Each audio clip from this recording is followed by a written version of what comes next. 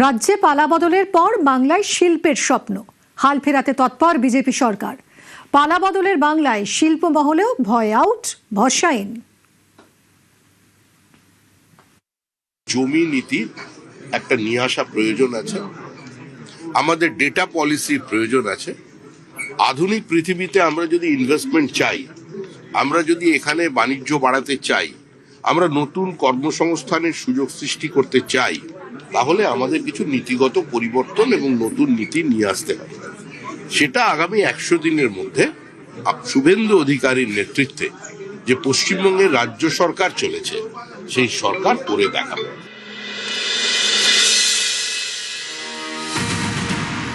রাজ্যে পালা বদলের পর এবার শিল্পে দিন বদলের স্বপ্ন। বিজেপির হাত ধরে স্বপ্ন দেখছে বাংলা, স্বপ্ন দেখাচ্ছে বাংলার প্রথম বিজেপি সরকার। 9ই মে বাংলার নতুন মুখ্যমন্ত্রী হিসেবে শপথ নেন শুভেন্দু অধিকারী। নতুন সরকারের 1 মাস হওয়ার আগেই বিপুল লগ্নির খবর। আমুল থেকে রশ্মি গ্রুপ, পালা বদল হতেই একের পর এক বিনিয়োগ।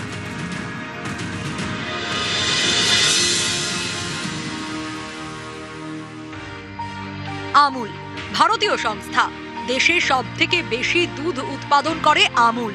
বিশ্বের সবথেকে বড় দুধ সমবায় হলো আমুল। এই সংস্থাই এবার বিনিয়োগ করছে পশ্চিমবঙ্গে। 650 কোটি টাকার মেগা প্রকল্প নিয়ে বাংলায় আসছে তারা।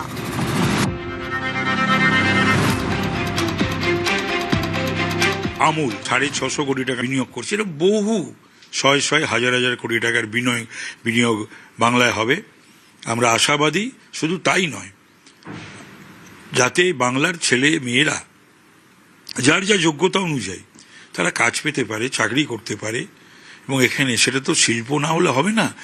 সরকারি চাকরির বাইরেও শিল্পের কর্মসংস্থান যদি না হয়, তাহলে ঘুরে দাঁড়ানো যায় না, কোনো রাজ্যের পক্ষেই সম্ভব নয়। তো পশ্চিমবাংলাতে তো 15 বছরে শিল্প হয়নি। রাজ্যে 35,000 কোটি টাকা বিনিয়োগের পরিকল্পনা করেছে রশ্মি গ্রুপ। এই বিনিয়োগ বাস্তবায়িত হলে রাজ্যে 50,000 কর্মসংস্থান হবে। 35,000 crore ইনভেস্টমেন্ট আমরা প্ল্যান করেছি। একটা ট্র্যাক রেকর্ড আছে, আর আমরা যেরকম ভাইবস দেখছি, Bengal industrial scenario will be completely change. Tata বাংলায় ফিরবে, আমরা ফেরাবই, এটা আমাদের কাছে একটা চ্যালেঞ্জ। আমরা একটা বার্তা দিতে চাই যে পশ্চিমবঙ্গের কোনো শিল্পপতি ব্রাত্য নয়, রাজ্যের স্বার্থ কারোর ব্যক্তিগত ইগোর থেকে বেশি। আমাদের মুখ্যমন্ত্রী এর উপরে কাজ করেছেন। শুধু আমুল, রশ্মি বা টাটা গ্রুপ নয়, পালা বদলের পর একের পর এক শিল্প গোষ্ঠী বাংলায় বিনিয়োগ করতে উদ্যোগী। লাক্স এর কর্ণধার অশোক টোডি আমার সঙ্গে দেখা করতে এসেছিলেন। এছাড়াও আমাদের রিলায়েন্সের যে ন্যাফতা, পূর্ণেন্দু চ্যাটার্জি তার ইনভেস্টমেন্ট বাড়াচ্ছেন। রিলায়েন্স আসছে, আম্বানি আসছে, লুলু, তারা যোগাযোগ করেছেন।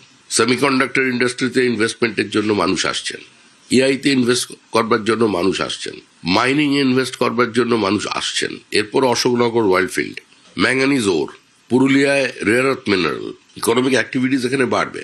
আমরা মূলত এসব নিয়ে চিন্তা করছি। আমরা চিন্তা করছি কোন জমিটা শিল্পের পক্ষে ভালো, কোন জমিটা শিল্পের পক্ষে উপযুক্ত নয়।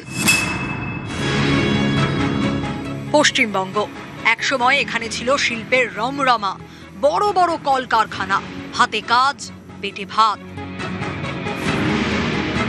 তৃণমূলের 15 বছরে ক্রমশ ধূসর হয়েছে সেই ছবিটা। শিল্পে খরা দেখেছে বাংলা। নিয়ম করে বছর বছর বাণিজ্য সম্মেলন হয়েছে।